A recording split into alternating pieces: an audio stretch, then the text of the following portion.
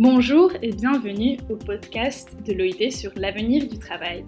Je m'appelle Maya Marcus. Je suis ravie de vous présenter cette série d'épisodes du podcast de l'avenir du travail qui se concentre en particulier sur l'emploi des jeunes. Ces épisodes sont animés par des jeunes pour des jeunes. Dans cet épisode, nous allons parler de l'emploi vert pour les jeunes. Mais que sont les emplois verts exactement ? Sont-ils une solution contre la crise climatique ? Et comment être impliqué dans la transition verte en pratique en étant une personne jeune et à la recherche d'emploi ? Pour en discuter avec moi, j'ai le plaisir de vous présenter notre invitée du podcast d'aujourd'hui, Chloé Mikolajczak. Chloé est activiste de climat et dirige son propre podcast, The Burning Case, sur la transition écologique et ses aspects politiques. Bonjour Chloé. Bonjour. C'est un plaisir de t'avoir ici aujourd'hui avec nous. Merci pour l'invitation. Merci. Alors, je vais commencer par te poser une question plutôt technique, on va dire. Comment est-ce que tu définis un emploi vert ? Qu'est-ce que ça veut dire pour toi exactement ? Je pense que c'est un grand débat et que tu trouveras autant de définitions que de personnes et que de points de vue et que d'écoles, entre guillemets. Moi, la façon dont je le définis rapidement, je pense que c'est un emploi donc, dans un secteur ou dans une entreprise qui ne contribue pas à la destruction de l'environnement. Alors là, on pourrait encore en discuter, mais pour rester court, je pense qu'il faut faire très attention à des enjeux comme le greenwashing, par exemple. Donc, il y a des entreprises qui, aujourd'hui, continuent à détruire activement l'environnement, mais qui se déclarent comme vertes. Donc, ça, il faut être très, très attentif là-dessus. Je pense que c'est un emploi aussi, potentiellement, qui est dans le non-marchand. Donc, c'est-à-dire l'entrepreneuriat social, par exemple, ou les ONG, ou une activité qui n'a pas pour but principal de faire du profit. C'est une activité qui met le travailleur au cœur du débat, donc c'est-à-dire où le travailleur vraiment est dans le processus de décision de l'entreprise, si c'est une entreprise, bien sûr c'est une start-up ou un travail où on est seul, c'est pas exactement la même chose, mais où il y a vraiment un aspect social très très fort et un dialogue permanent avec les employés. Et je pense finalement, pour finir, que c'est un emploi qui prend moins de temps que ce que se considère aujourd'hui comme un emploi à plein temps. Alors, vite fait, je m'explique. Il y a un professeur aux États-Unis qui avait démontré que chaque heure travaillée correspond à une augmentation des gaz à effet de serre de 0,65%. En fait, plus on travaille, plus on pollue. Et donc, je pense qu'il faut vraiment aussi remettre en question l'idée de l'emploi à plein temps, des 35 heures, 40 heures, 45 heures telles qu'on les connaît actuellement, pour avoir des semaines de travail qui, en fait, sont plus courtes et qui nous permettent de faire plus de choses à côté. Oh, tu as beaucoup parlé d'emploi et de travailleurs, d'inclure les travailleurs. Et justement, ça m'intéresse beaucoup, l'aspect emploi et transition juste. Quel est le rapport entre les deux ? Alors, est-ce que tu peux un peu expliquer quel lien tu vois exactement entre les deux, l'emploi et la transition juste ? Et est-ce que tu penses que les emplois verts pourront être une solution contre la crise climatique ? Je pense qu'on est aujourd'hui dans un système où une grande partie des emplois, en tout cas des emplois dans le secteur privé, certains aussi dans le secteur public, mais c'est plus rare, contribuent à la destruction de l'environnement. On a énormément de secteurs qui aujourd'hui sont des secteurs polluants. Je peux prendre l'exemple des énergies fossiles, mais bien sûr, il y en a d'autres. Et donc, la transition juste, c'est comment est-ce qu'on fait en fait pour réduire l'impact environnemental, voire complètement annuler l'impact environnemental de ces secteurs, sans toutefois faire en sorte que tous les travailleurs qui y travaillent actuellement aujourd'hui se retrouvent demain sans emploi.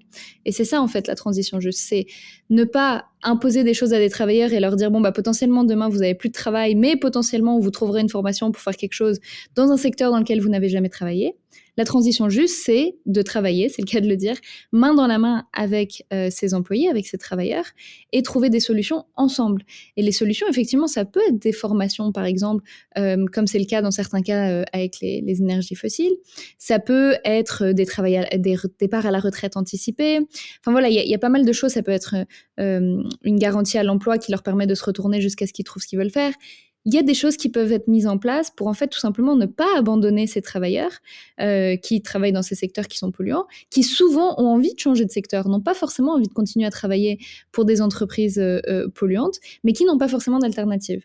Et donc là, il y a un vrai rôle, il y a un rôle de coalition à jouer et de travail main dans la main entre donc ces employés, ces syndicats, ces organisations environnementales dans certains cas, et surtout l'État. L'État doit vraiment prendre ses responsabilités et s'impliquer dans cette conversation et surtout proposer des alternatives pour que personne ne soit laissé derrière.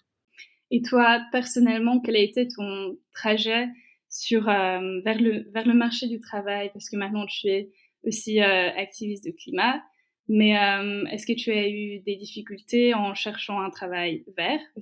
Oui, bah moi, quand j'ai fini mes études, j'ai pas mal galéré, on va pas se mentir, comme beaucoup de jeunes, je pense, à trouver un emploi parce que je voulais effectivement un emploi idéalement qui matche mes valeurs. Puis c'était pas facile, donc j'ai fait beaucoup de boulot étudiant pendant plus d'1 an. Et enfin, j'ai trouvé un emploi, mon premier travail, dans une entreprise qui faisait du conseil auprès d'entreprises privées sur des sujets verts de développement durable. Et en fait, assez rapidement, moi, je me suis rendu compte que c'était pas trop ce que je voulais faire parce que je me sentais pas forcément alignée avec la mission de ces grosses entreprises pour lesquelles on travaillait, et j'avais un peu parfois l'impression de leur permettre de greenwasher leur image alors que derrière, ils se remettaient pas forcément en question sur leur modèle économique. Et donc, et c'est là où j'ai eu aussi une espèce de prise de conscience en me disant bon, faire changer les entreprises, c'est bien, mais il faut le faire d'un point de vue politique parce qu'en fait, une entreprise évidemment dans un système capitaliste, ne va pas prendre des mesures qui vont leur faire perdre du profit. C'est juste pas cohérent. Et donc, pour les faire changer, il faut passer par des lois, il faut passer par des décisions politiques. Et c'est pour ça que j'ai décidé de commencer à travailler dans des ONG, notamment au niveau européen, pour essayer de changer les règles du système. Et c'est pas simple du tout, parce qu'il y a beaucoup de difficultés, il y a beaucoup aussi de compétition au niveau européen pour les emplois, et puis qu'il y a des enjeux aussi liés aux questions salariales, il y a des enjeux liés évidemment, bien comme dans toutes les entreprises et comme dans toutes les organisations, il y a des enjeux humains aussi, bien évidemment. Et puis surtout, je pense que quand on travaille dans ce secteur, en général, c'est parce qu'on est passionné et qu'on a envie de faire changer les choses. Et ça peut être très difficile parfois de devoir gérer la déception, de voir que les choses ne changent pas, ou en tout cas pas assez vite par rapport à l'urgence de la situation. Donc ça, c'est vrai que c'est un gros enjeu aujourd'hui pour les gens, je pense, qui veulent se lancer dans des emplois verts, euh, quelle que soit notre définition, c'est de pouvoir gérer cette frustration que les choses n'avancent pas assez vite. Et est-ce que toi, actuellement, tu penses que tu fais un travail où tu contribues à cette transition verte? Est-ce que tu es satisfaite?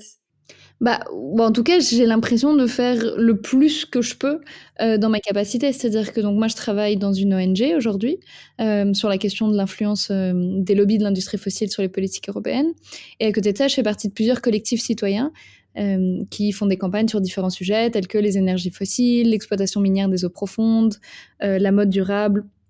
Et donc, oui, je vais dire que j'ai l'impression de faire mon maximum, en tout cas dans ma vie professionnelle. Après, entre guillemets, c'est jamais assez.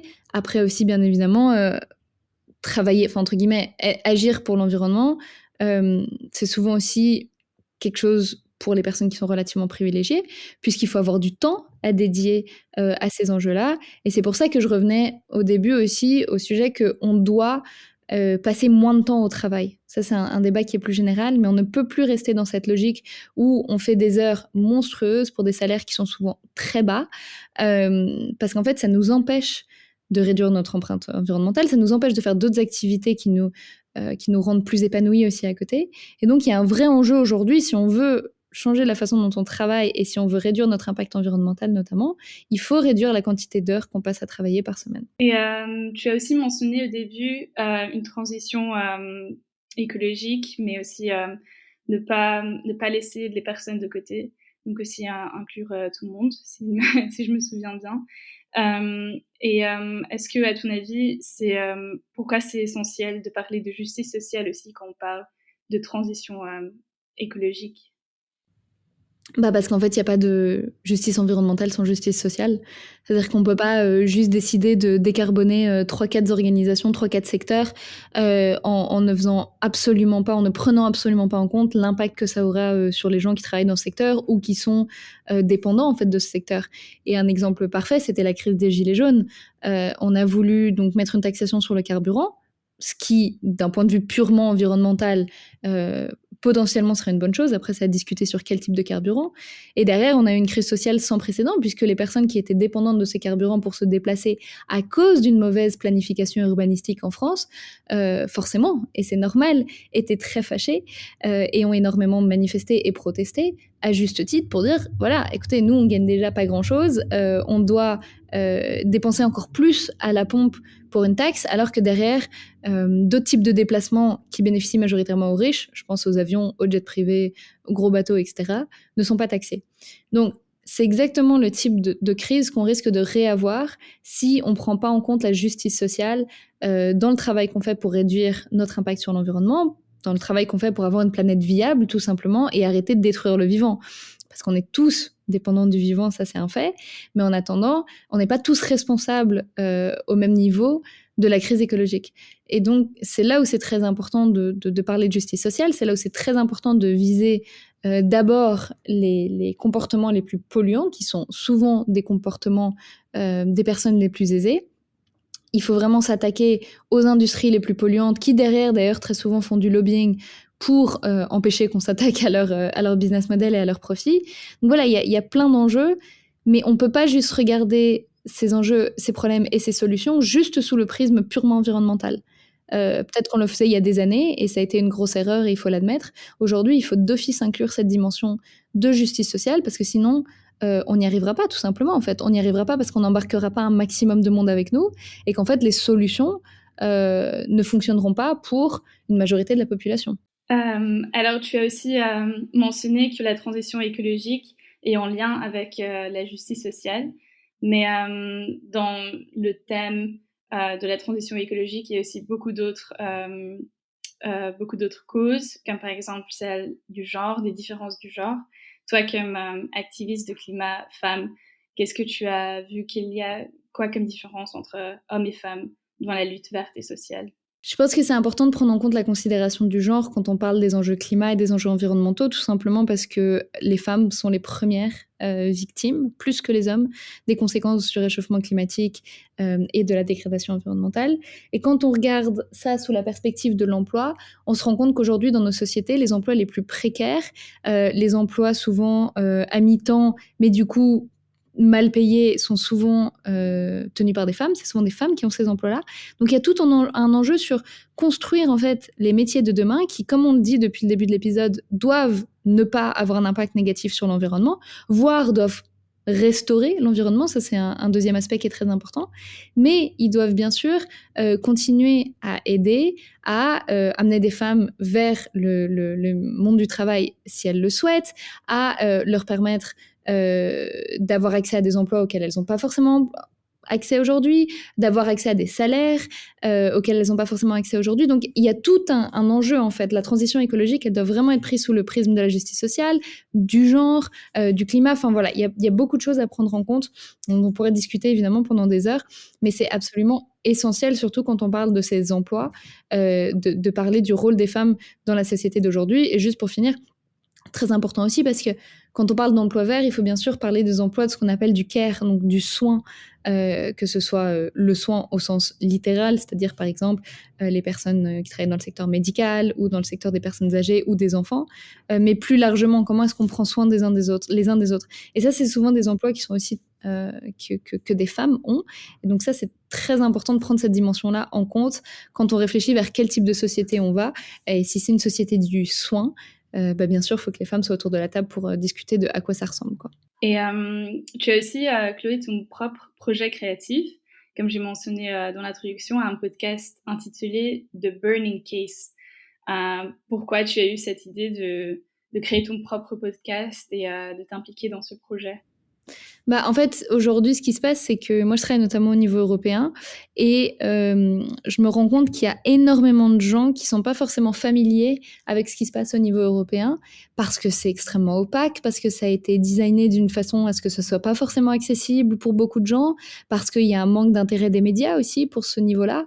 Or, le niveau européen représente plus ou moins, ça dépend bien sûr, mais près de 80% des politiques environnementales aujourd'hui en Europe passent à un moment ou un autre par le niveau européen. Donc c'est un niveau qui est absolument crucial.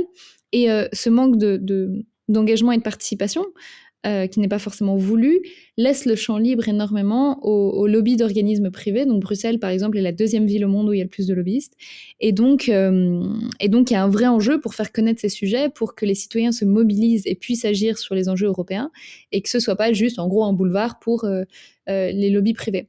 Et donc, moi, je me suis dit que le podcast, c'était une forme un peu chouette pour parler de ces sujets-là, pour expliquer ce qui se passe, pour expliquer aussi le lien entre politique et environnement, parce qu'il y a beaucoup de gens, notamment les grosses entreprises, ça les arrange bien, de pousser l'accent sur le changement individuel, donc recycler vos sacs plastiques, acheter des brosses à dents en bambou, etc. C'est important, je dis pas, mais on sait qu'il faut aujourd'hui un changement systémique, donc quelque chose de beaucoup plus large. Et donc, c'est important que les gens comprennent, parce que la connaissance est le pouvoir. Donc, c'était important, je pense, de rendre ces sujets-là accessibles, et derrière, de donner des clés aux gens pour qu'ils s'impliquent. Donc, leur donner des outils pour qu'ils contactent leurs députés, leur parler de certaines campagnes qui ont lieu en ce moment, des pétitions, etc. Et voilà, et donc ça fait à peu près 2 ans maintenant que le podcast existe. Mais c'est plutôt un beau projet que tu essayes aussi d'aider les jeunes, et bon, pas que les jeunes, mais aussi d'autres personnes pour s'impliquer. Mais et concrètement, d'après toi, qu'est-ce que les jeunes peuvent faire aujourd'hui pour soutenir la transition verte dans la vie de tous les jours? La première chose, je pense que les jeunes peuvent faire, si ils sont en mesure de le faire, c'est-à-dire si ils ont du temps, s'ils ont la capacité d'un point de vue santé mentale, s'ils ont la capacité d'un point de vue financier aussi, même si bon, l'activisme, c'est majoritairement bénévole, il faut bien le rappeler, donc il faut avoir la capacité de faire ça. Si tu enchaînes une journée de cours et puis qu'après tu as des boulots étudiants, etc., tu peux pas forcément t'impliquer, donc il faut prendre ça en compte aussi. Mais s'ils ont cette capacité, je pense que s'engager dans des collectifs de lutte, que ce soit au niveau européen, que ce soit au niveau national ou que ce soit même au niveau local, parce que le niveau local est absolument crucial, je pense que c'est ça aujourd'hui la priorité. C'est vraiment s'engager dans des mouvements qui mettent la lutte pour le vivant au cœur de leurs activités, parce qu'aujourd'hui on est vraiment en train de détruire le vivant à vitesse grand V, le vivant dont on dépend pour tout, pour respirer, pour se nourrir, pour se soigner, et c'est dramatique ce qui est en train de se passer. Et je pense qu'il y a énormément de jeunes qui sont conscients de ces enjeux et qui, en effet, ne savent pas forcément par où commencer, et c'est tout à fait normal. Et voilà, il y a plein de ressources aujourd'hui qui permettent d'avoir accès à ces collectifs-là, et s'engager dans la lutte de façon collective. Je pense que ça, c'est la clé, parce que quand on est tout seul en tant qu'individu, on se dit toujours, mais oui, mais moi, qu'est-ce que je peux faire? Quel impact je peux réellement avoir sur des choses qui paraissent tellement énormes?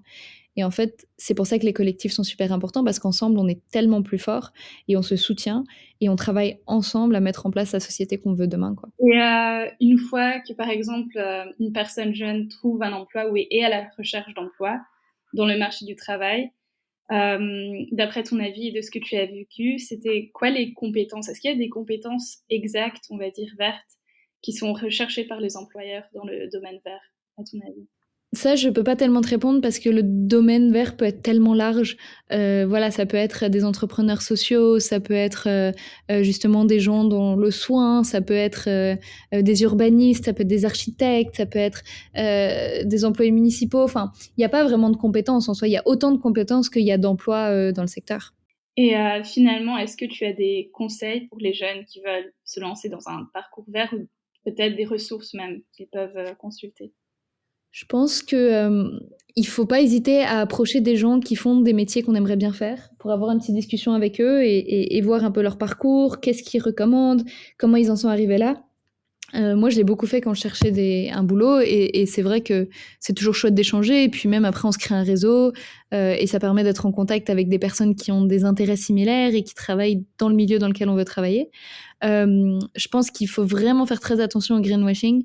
On peut avoir par exemple parfois des postes qui paraissent être des postes verts sur le papier, par exemple, je sais pas moi, dans le développement durable ou ce genre de choses.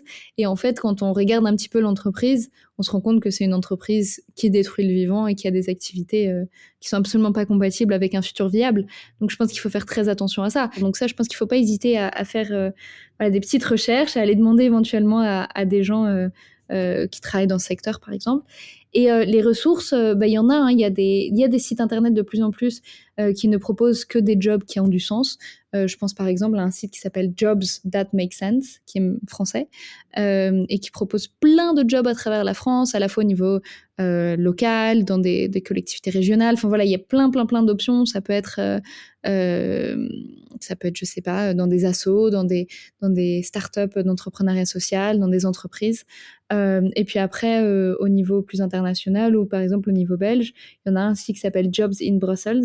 Ça, typiquement, c'est un site qui ne propose aussi que des emplois qui ont du sens, donc dans des ONG ou dans des structures qui font très attention, par exemple, à l'environnement et aux enjeux sociaux. Donc voilà, faut pas hésiter à faire ces recherches, mais il y a des ressources qui existent pour permettre de trouver des emplois qui ont un sens. Merci Chloé pour tes conseils et aussi tes commentaires très constructifs et inspirants. Je pense que nous avons tous appris davantage sur ce qu'est l'emploi vert, la vie d'activiste et aussi les opportunités pour les jeunes en particulier. Et cela conclut cet épisode sur l'emploi des jeunes. Merci de nous avoir écoutés et rejoint le podcast de l'avenir du travail. À bientôt au prochain épisode.